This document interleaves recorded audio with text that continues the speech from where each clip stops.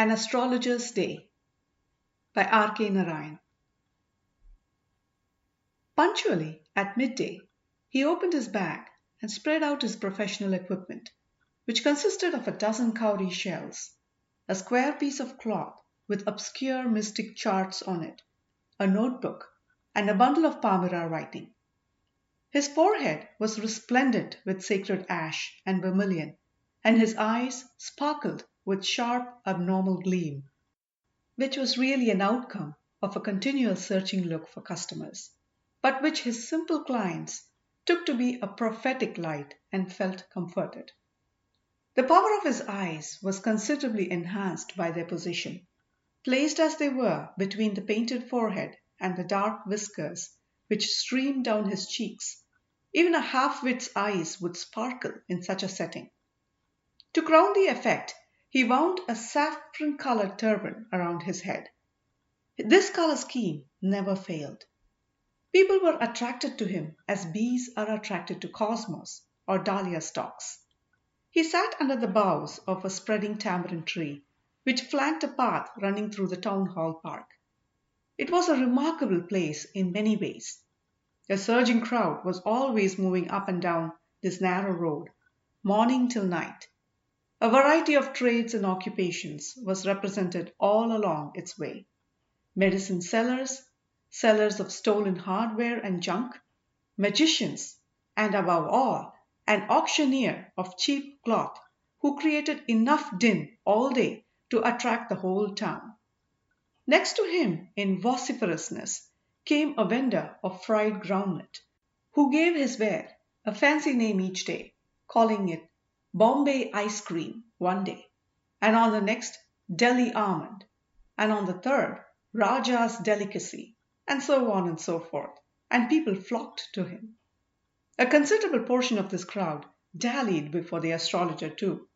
The astrologer transacted his business by the light of a flare which crackled and smoked up above the groundnut heap nearby. Half the enchantment of the place was due to the fact it did not have the benefit of municipal lighting. The place was lit up by shop lights. One or two had hissing gas lights. Some had naked flares stuck on poles. Some were lit up by old cycle lamps, and one or two, like the astrologers, managed without lights of their own.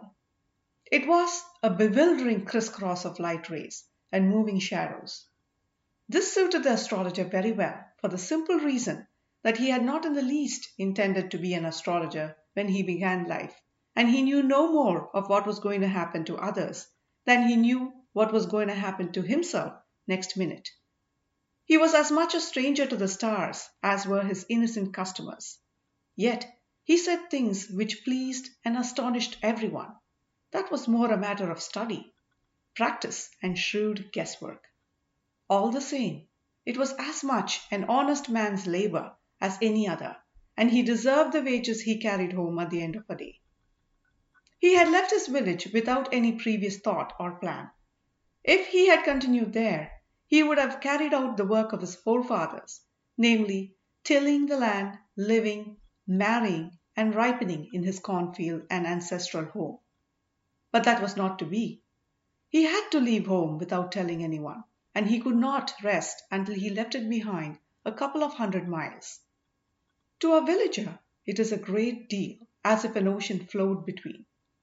He had a working analysis of mankind's troubles, marriage, money, and the tangles of human ties. Long practice had sharpened his perception. Within 5 minutes, he understood what was wrong. He charged 3 paise per question, never opened his mouth till the other had spoken for at least 10 minutes, which provided him enough stuff for a dozen answers and advices. When he told the person before him, gazing at his palm, "In many ways, you are not getting the fullest results for your efforts," 9 out of 10 were disposed to agree with him. Or he questioned, "Is there any woman in your family? Maybe even a distant relative who is not well disposed towards you?" Or he gave an analysis of character. "Most of your troubles are due to your nature. How can you be otherwise with Saturn where he is? You have an impetuous nature and a rough exterior." This endeared him to their hearts immediately, for even the mildest of us loves to think that he has a forbidding exterior. The nuts vendor blew out his flare and rose to go home. This was a signal for the astrologer to bundle up too, since it left him in the darkness, except for a little shaft of green light which strayed in from somewhere and touched the ground before him. He picked up his cowrie shells and paraphernalia and was putting them back into his bag when the green shaft of light was blotted out. He looked up and saw a man standing before him. He sensed a possible client and said, "You look so careworn. It will do you good to sit down for a while and chat with me." The other grumbled some reply vaguely. The astrologer pressed his invitation, whereupon the other thrust his palm under his nose, saying, "You call yourself an astrologer?" The astrologer felt challenged and said, tilting the other's palm towards the green shaft of light, "Yours is a nature." "Oh, stop that," the other said. "Tell me something worthwhile." Our friend felt piqued. "I charge only 3 paise per question, and what you get ought to be good enough for your money." At this, the other withdrew his arm, took out an anna and flung it out to him, saying, "I have some questions to ask. If I prove you are bluffing, you must return that anna to me with interest." "If you find my answers satisfactory, will you give me 5 rupees?" asked the astrologer. "No," came the reply. "Or will you give me 8 annas?" "All right, provided you give me twice as much if you are wrong," said the stranger. This pact was accepted after a little further argument. The astrologer sent up a prayer to heaven as the other lit a cheroot. The astrologer caught a glimpse of his face by the matchlight. There was a pause as cars hooted on the road, Jhatka drivers swore at their horses, and the babble of the crowd agitated the semi-darkness of the park. The other sat down, sucking his cheroot, puffing out, and sat there ruthlessly. The astrologer felt very uncomfortable. "Here, take your anna back. I am not used to such challenges. It is late for me today." He made preparations to bundle up. The other held his wrist and said, "You can't get out of it now. You dragged me in while I was passing." The astrologer shivered in his grip, and his voice shook and became faint. "Leave me today. I will speak to you tomorrow." The other thrust his palm in his face and said, "Challenge is challenge. Go on." The astrologer proceeded with his throat drying up. "There is a woman—" "Stop," said the other. "I don't want all that. Shall I succeed in my present search or not? Answer this and go. Otherwise, I will not let you go till you disgorge all your coins." The astrologer muttered a few incantations and replied, "All right, I will speak. But will you give me a rupee if what I say is convincing? Otherwise, I will not open my mouth, and you may do what you like." After a good deal of haggling, the other agreed. The astrologer said, "You were left for dead, am I right?" "Ah, tell me more." "A knife has passed through you once," said the astrologer. "Good fellow." He bared his chest to show the scar. "What else?" "And then you were pushed into a well nearby in the field. You were left for dead." "I should have been dead if some passerby had not chanced to peep into the well," exclaimed the other, overwhelmed by enthusiasm. "When shall I get at him?" he asked, clenching his fist. "In the next world," answered the astrologer.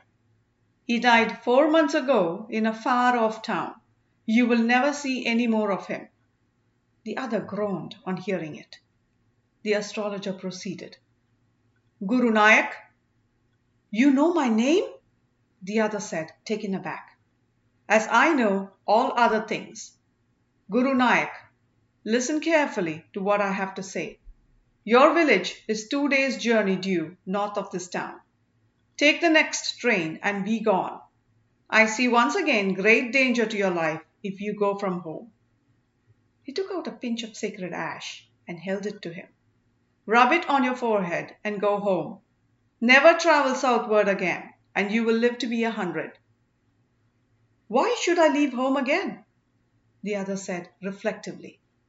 "I was only going away now and then to look for him and to choke out his life if I met him."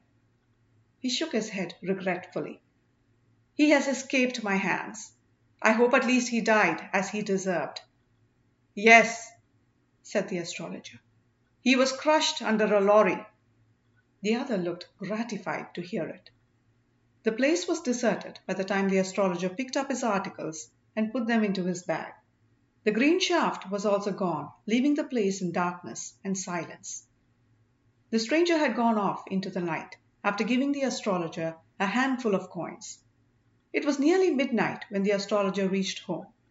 His wife was waiting for him at the door and demanded an explanation. He flung the coins at her and said, "Count them. One man gave all that." 12.5 annas, she said, counting. She was overjoyed. "I can buy some jaggery and coconut tomorrow. The child has been asking for sweets for so many days now. I will prepare some nice stuff for her. The swine has cheated me.